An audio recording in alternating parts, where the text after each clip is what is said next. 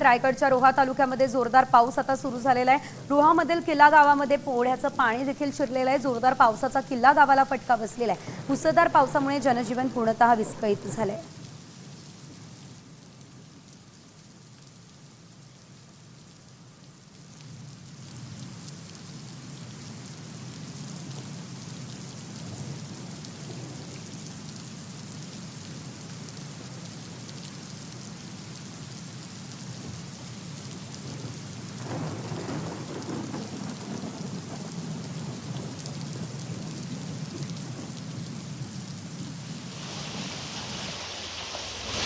किल्ला गावामध्ये पाणी शिरलं असल्याचं आपण या ठिकाणी पाहतोय। रोहामधली ही दृश्य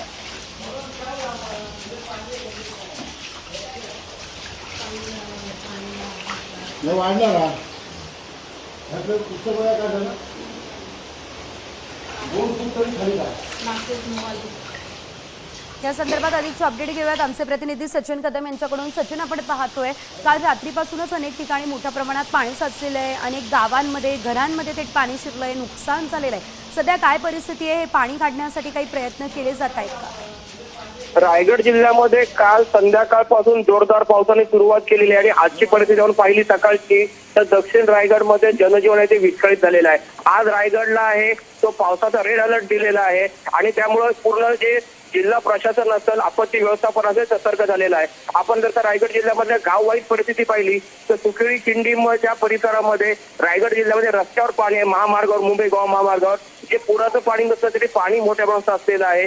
त्याचप्रमाणे रायगड जिल्ह्यामधल्या रोह्यामध्ये गावामध्ये किल्ला गावामध्ये पाणी शिरलंय, याच्यामुळे जनजीवन विस्कळीत झालंय, मोठ्या प्रमाणात भयभीत झालेलं आहे।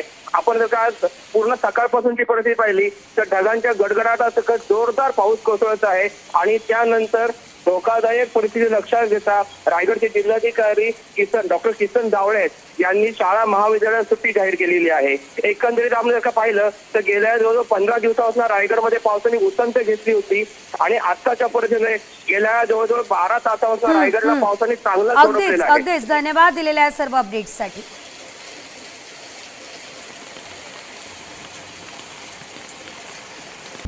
आता isakal.com आहे देशातील नंबर 1 ची मराठी न्यूज वेबसाईट। प्रत्येक अपडेटसाठी isakal.com ला नक्की भेट द्या।